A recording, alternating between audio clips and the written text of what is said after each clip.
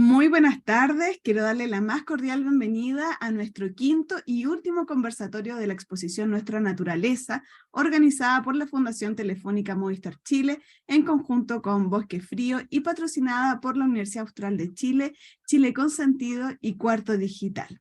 En esta oportunidad, Cristian Campos Melo va a estar conversando con Juan Opaso bajo la temática de la crisis climática, la fotografía y la evolución.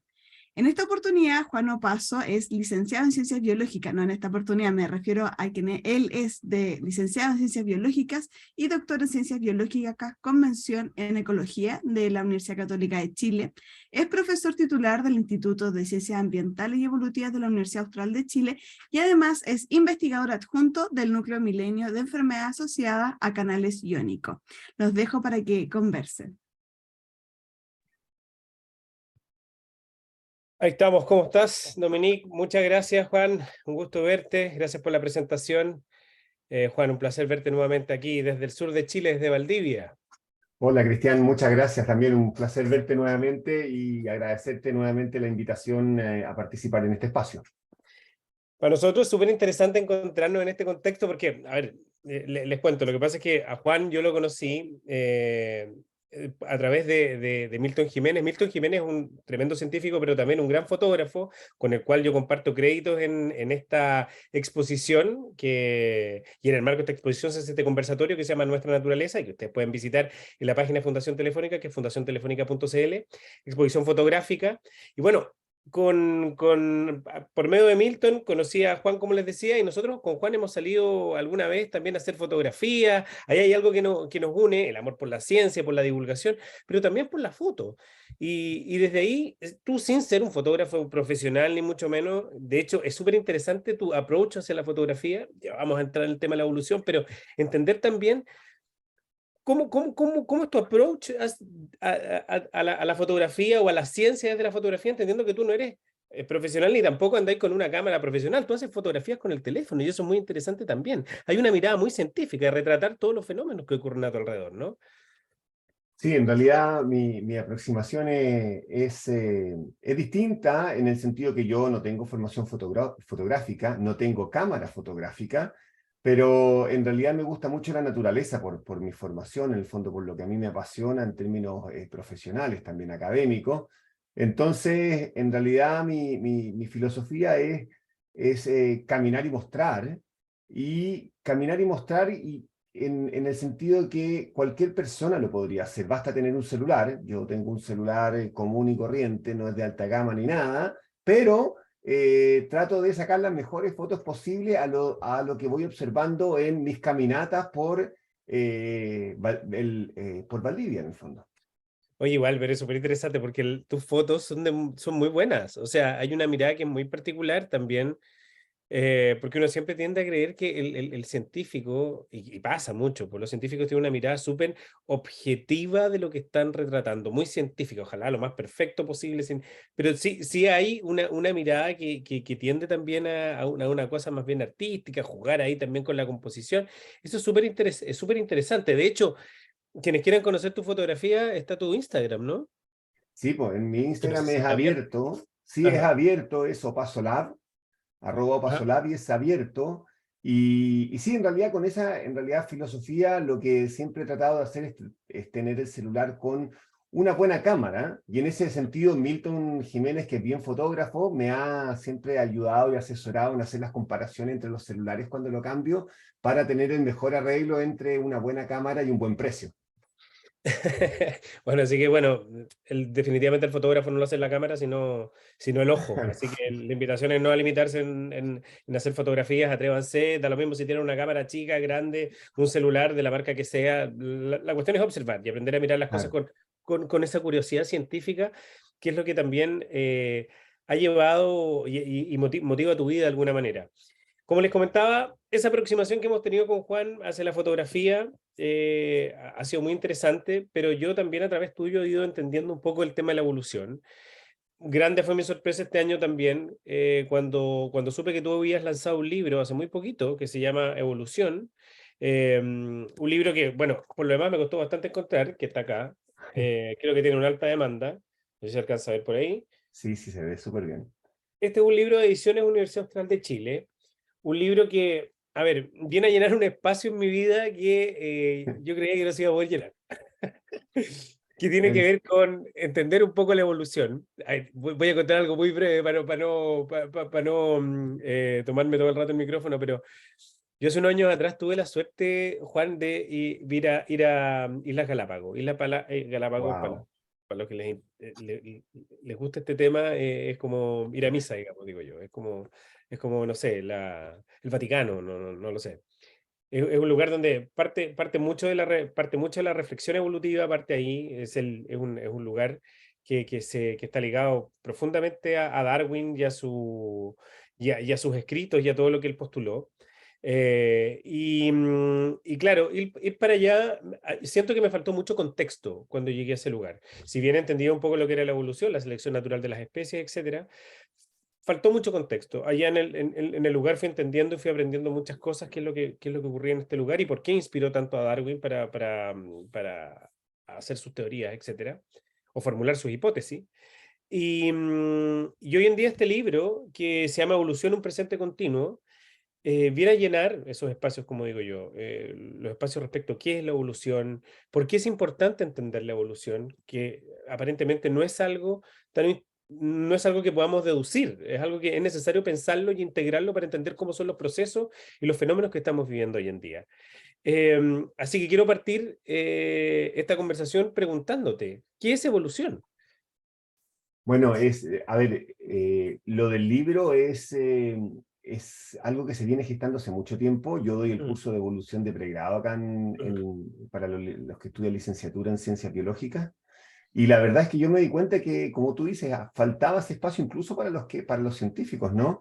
De entender qué es evolución, que son conceptos que son, yo creo que todo el mundo los conoce, pero si uno raspa un poquitito se da cuenta que ahí se empieza a enredar la gente y no sabe muy bien qué son. Y de ahí nace un poco esto. En el fondo, tratar claro. de hacer un libro súper simple que lo pueda entender cualquier persona que no tenga incluso formación en ciencias biológicas.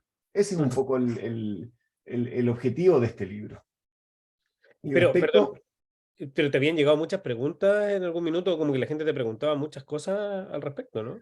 en realidad, más que preguntarme, yo escuchaba y lo que veía era que, lo que veía es que la gente hablaba de evolución y tenía un concepto errado, hablaba de selección natural y tenía un concepto errado. Entonces, me di cuenta de ese contraste entre la popularidad que tienen esos conceptos y quizás no saber muy bien lo que son, Ujú, así más al detalle. Y eso un poco gatilló el origen de este libro que se gestó en plena pandemia. ujú, ujú. Oye, y bueno, el libro se llama Evolución y se puede decir qué es evolución en dos líneas o en una frase, ¿se puede explicar en simple? Absolutamente, sí. Evolución es el cambio en la proporción de individuos en las poblaciones naturales a través del tiempo generacional. Así de Ujú, simple. ujú, Entonces, en el fondo el libro trata de describir esos conceptos de manera súper sencilla, pero también está acompañado de ilustraciones que son muy lindas y que son súper intuitivas. En el fondo uno puede ver las ilustraciones y entiende el concepto de manera más o menos, de manera sencilla, rápida. Si tuviéramos que explicar la evolución así como con un ejemplo muy simple, como para ir metiéndonos de a poquitito y después también poder adentrarnos también en lo que un poco convoca también este conversatorio, son temas relacionados con cambio climático y cómo la evolución se podría conectar con eso. Yo tengo muchas preguntas al respecto, pero si tuviéramos que dar un ejemplo muy simple sobre un proceso evolutivo, ¿se puede? ¿Se puede explicar? Absolutamente, sí. Mira, yo en realidad siempre pensando en cómo hacerlo, en realidad yo le digo a mis estudiantes, cuando doy charlas de divulgación, yo les digo que para explicar evolución, yo les digo, hagamos el siguiente ejercicio. Les digo, tomen un cuaderno y un lápiz y vamos a ir a la naturaleza y, por ejemplo, vamos a contar en una población de insectos, vamos a contar los insectos que tienen, por ejemplo, un color, el caparazón de un color y el caparazón de otro color. Entonces vamos y los contamos todos. Ujú, Esperamos una unidad de tiempo generacional y volvemos a la misma población a contar los de un color y los de otro color. Y así vamos 3, 4. Y si imagínate que partimos con una población que tiene 50% de individuos caparazón rojo y 50% de individuos caparazón verde. Y después de contar por varias generaciones, terminamos con 80 y 20, 80% verde, 20% rojo. ¿Qué es lo que ocurrió? Ocurrió un cambio en la proporción de individuos con distinto color de caparazón a través del tiempo generacional. Eso es evolución. Y eso tiene una razón, hay una razón para esa evolución, ¿no? O no necesariamente hay una razón que explique el por qué estos individuos cambian. Bueno, Adaptación.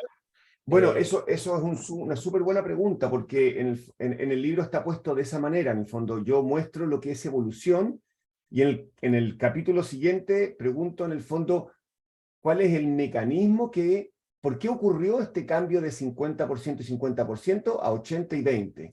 Y Ajá. ahí, por ejemplo, podría ser eventualmente por selección natural, en donde la selección natural está definida como el diferencial en sobrevivencia y reproducción de individuos que tienen distintas características. Entonces uno podría pensar que, por ejemplo, por alguna razón, los insectos de color verde se camuflan mejor en la naturaleza, entonces los pájaros se lo comen menos.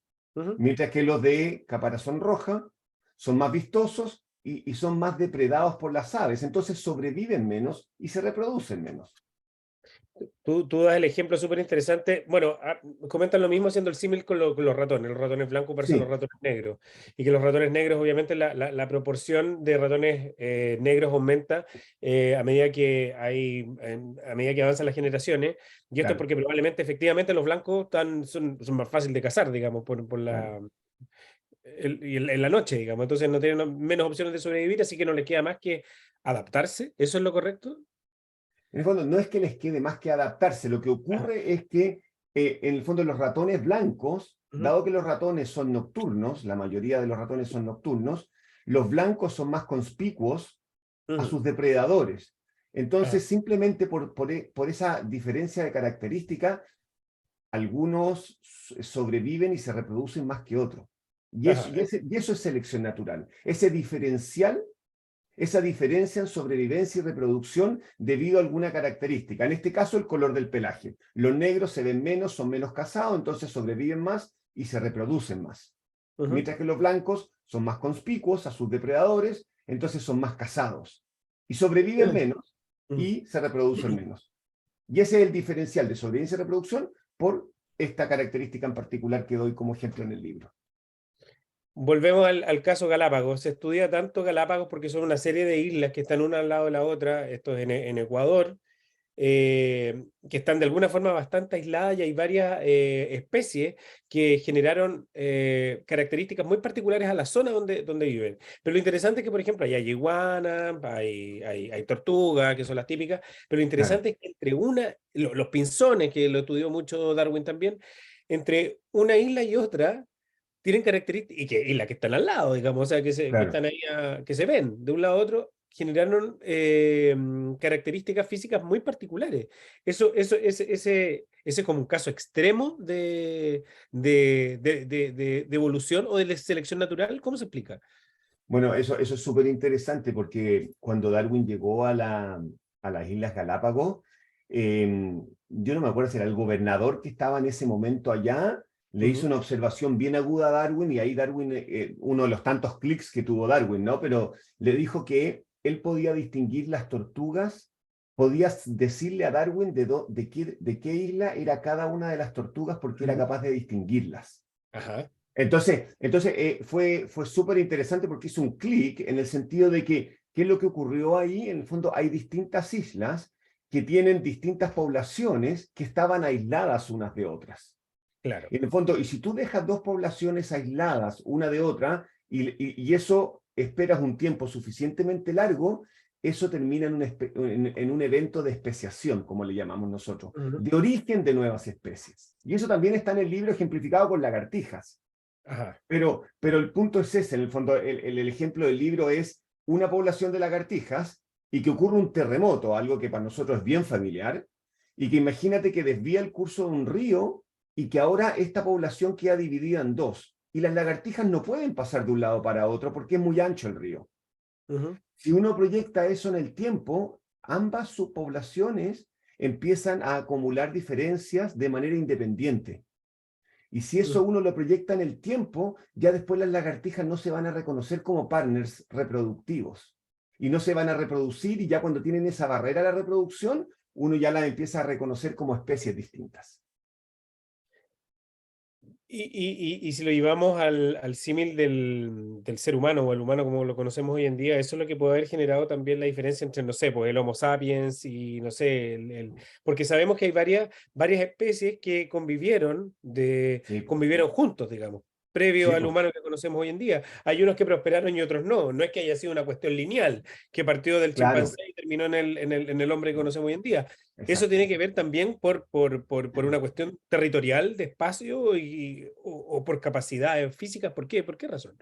O sea, eso ahora sobre todo fue bastante más popular porque viste que el Premio Nobel de Medicina y Fisiología este Ujú. año recayó en un biólogo evolutivo, Claro. porque él estudiaba el genoma de los homínidos extintos. Porque, como tú dices, es, la historia evolutiva del ser humano, bueno, y de todas las especies, es más compleja que lo que uno conoce. Pero en el caso Ujú, del ser humano se ha investigado bastante más porque están los neandertales, los denisovanos, que como tú dices, son especies que coexistieron con el ser humano en algún momento, hace claro. miles de años. Entonces, eso es bien interesante porque se encuentran, se reproducen entre ellos y por alguna razón que no necesariamente conocemos muy bien, algunos de los linajes prosperan en el tiempo y otros se extinguen. Y eso es algo natural que ha ocurrido durante toda la historia de la Tierra. Ujú, Y es bien interesante porque este premio Nobel de Medicina y Fisiología 2022, en el fondo, lo que nos mostró, que es bien interesante, es que nosotros realmente nos reprodujimos entre nosotros, entre neandertales, denisovanos y seres humanos. Y hay algunos linajes de seres humanos que tienen neandertales y denisovanos en su genoma actualmente. ujú, ujú. Y eso es bien interesante porque, de hecho, este mismo Svante Pavo, que es el premio Nobel, decía que en estricto rigor, por ejemplo, los neandertales no están extintos, sino que Ujú, nosotros llevamos un pedacito de ellos en nosotros. ujú, ujú. Sí, interesante verlo de esa manera. Además que, a ver, y para poder entender esto también es porque existe de alguna manera registro fósil que así lo comprueba, ¿no? Porque también te pongo el caso, no sé, tú lo tratas en tu libro, pero también me gustaría que lo comentáramos, porque por ejemplo en el caso de los delfines, se sabe que los delfines son mamíferos acuáticos, pero que originalmente no eran acuáticos, sino que Claro. vivían en la tierra, pero en algún minuto los delfines pasaron al agua por las razones que sean, digamos, por necesidad o etcétera y, pero existen antecedentes o existen vestigios, perdón, o existen fósiles de efectivamente que existan, no sé, delfines con pies o con protopiés o lo que sea, digamos, o que entienda, que logre unir un punto con el otro, el delfín que caminaba con el Claro. delfín que no caminaba, digamos, Bueno, eso es que una nadaba. excelente, claro, exactamente, eso es una excelente pregunta y hay casos en que el registro fósil es más detallado, más abundante y más detallado y nos muestra la historia evolutiva de manera más o menos continua, como dices tú. El caso de los cetáceos, delfines y ballenas, es uno de esos casos. Nosotros tenemos desde, bueno, obviamente las especies actuales y este fósil de Paquicetus, que vivió hace unos 50 y tantos millones de años, pero que si tú lo miras hoy día y no parece jamás un cetáceo en el fondo, sino que Ujú, tiene cuatro patas y andaba en la tierra. ujú, Pero lo lindo del registro fósil de los cetáceos es que va mostrando todas las etapas intermedias, entre comillas, en el fondo, en donde va cambiando la morfología desde un animal que era terrestre hasta como los conocemos hoy día. ujú, Existen ujú. casos en que el registro fósil es bastante abundante y nos muestra la historia como una película continua, en realidad en contraste como en el fondo fotos que son medias discontinuas en el fondo. Y la evolución siempre es buena, porque uno dice, de alguna manera, las especies evolucionan para lograr, no sé, adaptarse a ciertas cosas, digamos, o qué sé yo. Bueno, no necesariamente, pero en el fondo, ¿la evolución siempre es buena? ¿No hay una involución? ¿O la evolución también puede llevar, por ejemplo, a la extinción de una especie? O sea, a ver, la evolución no es buena ni mala, la evolución es nomás, y ocurre y ha venido ocurriendo desde el origen del planeta, no es buena ni mala, no hay que calificarla. Ujú, Y parte del proceso evolutivo incluye las extinciones, ujú, eso es una verdad, pasa eso, digámoslo, por las razones que se te ocurran, algunas conocidas y algunas desconocidas en el fondo, o que nosotros todavía no conocemos y que capaz que en el futuro conozcamos, pero la extinción es parte del proceso de evolución, de eso no hay ninguna duda. O sea, ujú, nosotros, por ejemplo, no sé, los dinosaurios que son súper populares, en el ujú, fondo vivieron hace algunos millones de años y bueno, ocurrieron eventos importantes en el planeta que hicieron que se extinguieran todos. Entonces sí, la evolución, uno, no es buena ni mala, sino que es un proceso que ocurre simplemente, que ha dado origen a toda la diversidad de seres vivos que hoy día existen en el planeta por un proceso como Darwin lo llamaba de descendencia con modificación, ujú, y en donde los procesos de extinción y origen de especie son parte del proceso de evolución. ujú. No tienen nada de bueno ni malo en ese sentido, no es bueno ni malo. Claro, no te lo preguntaba, claro, hay un error mío darle como ese sesgo más bien moral de bueno o malo, digamos, pero beneficioso o no, en el sentido que uno siempre cree que algo evoluciona para poder ser mejor que su versión anterior, pero no necesariamente, eso es lo que voy entendiendo de alguna manera. Y te lo pregunto porque también se habla mucho de que el hombre, como lo conocemos hoy, es la criatura más evolucionada que existe y desde ahí o en la especie más evolucionada que existe, que no sé si es así también, yo también creo que es algo que no es correcto mencionarlo. Y eso también me lleva a ligarlo con el tema de la crisis climática que hoy estamos viviendo, digamos, porque en el fondo, si hemos llegado a evolucionar tanto para llegar a perfeccionar la propia destrucción de los ecosistemas, eso no es evolución, siento yo de alguna manera, o si es evolución, pero es una evolución que juega en nuestra contra. Sé que estoy haciendo como un, un sesgo quizás muy moral del tema, pero en el fondo de eso también me encantaría saber tu mirada, si eso también es natural que ocurra y que es normal de alguna manera. Es un tremendo tema ese. Yo creo que está muy arraigado en las personas que no necesariamente tienen formación biológica, eso de que, por ejemplo, la evolución tiene una dirección, Ajá. lo cual no es así, la evolución no tiene ninguna dirección y tampoco un propósito. Entonces, nosotros no somos más evolucionados que otras especies. Nosotros somos parte del árbol de la vida, nosotros los seres humanos, así como todas las otras especies que habitan en el planeta, fuimos originadas producto del proceso evolutivo. Y eso muchas veces incomoda un poco a los seres humanos, ¿no? Pensar de que no somos especiales y que somos que fuimos originados, como te decía, producto de la evolución, que es un proceso ciego y sin un propósito. Eso a Ujú. veces cuesta mucho asumirlo para nosotros los seres humanos. De hecho, anteriormente, antes de Darwin, se pensaba que los seres humanos eran como el link entre animales y ángeles, y uno podría relatar un montón de cosas, pero no es así. Lo que tampoco ayuda a tratar de entender esto de manera objetiva son lo que tú decías al inicio, esas como representaciones gráficas donde sale, por ejemplo, un orangután, un Ujú. gorila, un chimpancé y un humano, así como en fila. Y un humano sentado en Entonces, un computador. y un hombre sentado en el computador, Sí, claro. exactamente, pero en donde la gente piensa que eh, el chimpancé es el ancestro del ser humano, lo cual es errado. Es Ujú, errado porque en realidad uno debiese pensar siempre con un árbol filogenético en la cabeza, ujú, pero eso no está tan arraigado. Y eso pasa a todos los niveles. O sea, una vez yo vi en un programa, que yo siempre lo comento, ujú. en un programa de la televisión abierta, un día domingo en la tarde, donde en un programa entraron al zoológico metropolitano y entraron a la jaula de los lemures. Los lemures son primates también, igual que nosotros, y la persona que los acompañaba como guía dijo, estos son los primates menos evolucionados. Ajá. Entonces, yo ahí quedé como en shock, porque dije, están transmitiendo esto en un canal abierto el día domingo, que es medio familiar para mirarlo, y Ujú. capaz que los niños y niñas que estaban mirando eso van a pensar de que los lemures son primates menos evolucionados. Y eso es un error garrafal, pero se transmite en la tele por alguien que trabajaba en el Zoológico Metropolitano de Santiago. Ujú, imagínate. Terrible. Pero te lo pregunto nuevamente.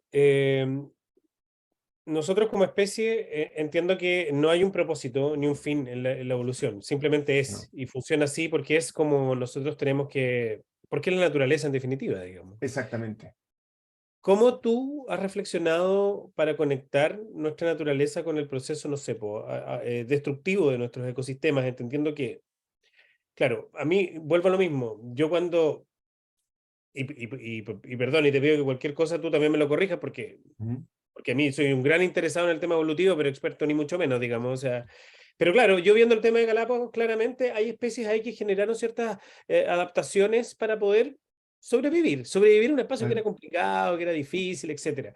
Nosotros hemos llegado a evolucionar a tal punto que hemos podido aprendido a comer cosas inimaginables, digamos, o sea, alimentos procesados y Sí, po. seguimos viviendo gracias a eso y a vivir en ciudades absolutamente contaminadas con una polución atroz y así todos nuestros pulmones siguen funcionando. Pero yo sigo pensando ¿qué pasa con el ser humano? Si hemos llegado a ese nivel de evolución, ¿por qué terminar destruyendo nuestros ecosistemas? Si en el fondo lo que tenemos que hacer es, o deberíamos hacer, es tratar de asegurar nuestra subsistencia y no destruirla. ¿Lo has pensado tú? ¿Es algo que se piensa a nivel científico o es algo que simplemente no se piensa y se acepta como una realidad y que en el fondo se entiende nomás? Y es lo No, que es. mira, no, es una reflexión que es profunda, que tiene Ajá. muchas aristas, no solamente biológicas, sino que también históricas, sociales, porque confluyen muchas cosas. ¿Viste? Porque una pregunta que tú te hiciste al inicio y que yo comparto contigo es, ¿qué es natural? En el Ajá. fondo, como tú decías, en el fondo desde los Claro. alimentos procesados, el celular, esta manera en que nos estamos comunicando hoy día, ¿no? Ujú. Claro, Es sin duda. natural y uno podría eventualmente pensar de que, si, que es natural si uno lo piensa en que son nuestras propias capacidades como especie. Así Entonces, en es. realidad, si es así, uno debiese asumirlo como natural. Lo que pasa también, y concuerdo contigo, es que estamos en una disyuntiva en que podríamos eliminarnos a nosotros mismos Ujú. producto de lo que tú decías. En el fondo, aquí ocurrió la COP27 o no sé qué número hace poco. A los países 27, les cuesta ponerse de acuerdo en cuáles son las medidas que toman para poder impactar en menor medida al planeta, porque nos estamos dando cuenta que los cambios ambientales que se están produciendo son tan profundos que tenemos como una cuenta regresiva antes de que el sistema colapse. Ujú. Entonces, la pregunta, yo estoy de acuerdo contigo, la pregunta es si eso es natural o no es natural. Uno podría pensar de que ningún sistema natural podría tenderse a autoeliminar, digamos. Ujú. Sí, claro. Pero como te digo, también en este debate viene esto de qué es natural. Yo no tengo una respuesta para todo esto, pero, pero tiendo a pensar de que es natural si es que uno incluye a las especies y las capacidades que tiene. Ujú. Sí, sí, buen punto. Ahora, Juan, los procesos evolutivos en general, también uno tiende a creer que son a largo plazo, que ocurren en muchos miles, si es que no millones de años. Son muy, muy, muy, muy largos. Pero una vez, yo no sé si tú me lo contaste o lo vi a través de Evo Divulga, que también lo recomiendo seguir en la cuenta de Instagram Evo Divulga, donde tú ahí eres parte de los creadores de los contenidos. Y, y es interesante porque se hablaba ahí sobre el caso de los, creo que elefantes africanos con sus colmillos de marfil. Sí, Altamente cazados, especialmente en los últimos 200 años, me imagino, y que en los últimos años se ha descubierto que estos elefantes están naciendo sin colmillo aparentemente, no todos, pero algunos, me imagino, y eso tiene que ver también con una cuestión asociada a su propia sobrevivencia, ¿no? abso- Y por abso- mucho tiempo. absolutamente. Ese es un paper que salió en una revista muy prestigiosa que se llama Science, en donde ellos hicieron, un grupo de científicos hizo un seguimiento de largo plazo de los elefantes en un parque en Mozambique, si mal no me acuerdo. En Evo Ajá, Divulga están todos los detalles de manera ajá, simplificada. incluyendo la cita del paper, porque en el fondo si alguien quiere ir a ver la fuente original, ¿no? Pero el punto es que durante la guerra ahí se capturaban, se cazaban estos elefantes por sus colmillos. Ajá. Y lo que ellos vieron en un lapso de tiempo largo, pero tampoco tan largo, es que en algún minuto, como tú decías, empezaron a nacer elefantes sin colmillos. ¿Y por qué? Y eso es un claro ejemplo de cómo el ser humano puede inducir cambio evolutivo. Perfecto. Que no es natural en el fondo, porque eso no ocurre natural, ocurrió por una guerra en que se cazaban, no había quizás suficiente control y la caza furtiva de los elefantes por los colmillos, finalmente empezaron a ejercer una presión de selección, si uno quiere llamarlo de esa manera, para que en realidad, si tú nacías sin colmillo, tenías más probabilidades de sobrevivir y reproducirte. Entonces, ese es un súper buen ejemplo porque uno piensa cómo destruimos, pero esos casos, y por eso fue publicado en esa revista, es porque cómo nosotros podemos inducir cambio evolutivo. Ejemplos en la pesca también hay, son súper conocidos y publicados en buenas revistas. Cómo nosotros inducimos evolución. Y me imagino que y en el reino vegetal también, o sea, especialmente con el sistema productivo que hay hoy en día, altamente, hay mucho también, ¿no? Absolutamente, o sea, todos los procesos de domesticación, en donde es guiado por lo que se llama la selección artificial. No natural, sino que artificial, en donde el ser humano finalmente termina reproduciendo aquellos individuos que van maximizando la característica que ellos quieren maximizar. Por ejemplo, vacas que dan más leche, vacas que dan más carne, no sé, paltas más grandes, arroz más con mayor, no sé, lo que se te ocurra en el fondo, cerdos más, Plátanos sin pepas, porque el plátano tenía plátano, pepas, digo. plátano sin pepa. Y tú sabes que cuando uno ve, es bien interesante, cuando uno ve, por ejemplo, fotos de los plátanos salvajes, digámoslo, el wild type, uno piensa que lo que come, que se llama plátano, es realmente el plátano, y en realidad es el producto de la selección artificial o la cría selectiva que se llama, para poder maximizar la fruta propiamente tal. Pero el plátano realmente, el tipo salvaje, es totalmente distinto, y eso pasa con todos, ¿no? Pero la gente no necesariamente... Yo he hecho el ejercicio de mostrar una foto de un plátano y no lo reconocen como plátano. Sí, claro, de hecho, muy distinto. La invitación es que lo busquen, pero la verdad es que es muy distinto. Es interesante esa mirada y también eso quería conectarlo con algo que tú hablas en el libro también, que es el árbol de la vida, el árbol de la vida humana, digamos. Hay algo que tú dices que es muy interesante, que nosotros como humanos estamos bastante más cercanos, emparentados a las aves, por ejemplo, de lo que podríamos estar, no sé, por una estrella de mar, ¿o no? Claro. Y eso es interesante porque eso también se puede de alguna forma rastrear y entender, entendiendo esta gran conexión que hay evolutiva, no solo de una manera lineal, sino que es una cuestión donde todo está de alguna forma conectado, ¿no? Absolutamente, o sea, yo creo que o sea, ese pequeño capítulo del libro va a eso, en el fondo, a no tener que encontrarme más en un canal hablando de los lemures son menos evolucionados, ni nada Claro. de eso, sino que en el fondo tratar de mostrarlo de manera dicotómica y entender de que todos los seres vivos somos parte de un gran árbol, el árbol de la vida que se llama. Y que eso, que se formó por este proceso que decía Darwin de descendencia con modificación, lo que quiere decir, lo que está detrás de eso, es que, como tú decías, todos compartimos un ancestro con todos, la diferencia es a qué tiempo lo compartimos. Por ejemplo, nosotros compartimos un ancestro con el chimpancé hace unos 6, 7, 8 millones de años, que es un intervalo de tiempo muy cortito, pero compartimos ancestro con los ratones hace casi 90 millones de años. Y si te vas a las aves, son 315 millones de años. Y así puedes ir para atrás, pero todos compartimos ancestros con todos a distintos tiempos. Y todos formamos parte del árbol de la vida, incluyéndolo a nosotros los seres humanos. Juan, o sea, me parece un tema que es apasionante, que es interesante, que solamente genera más preguntas, y eso es lo interesante también de la ciencia, porque la ciencia no es Claro. responder todas las preguntas, sino que responder preguntas para generar aún más preguntas, generar respuestas para generar aún más preguntas. Entonces, nada, interesantísima la conversación. Quiero aprovechar, sí, de comentarse este libro, Evolución, para quienes se interesen, ¿dónde se puede encontrar?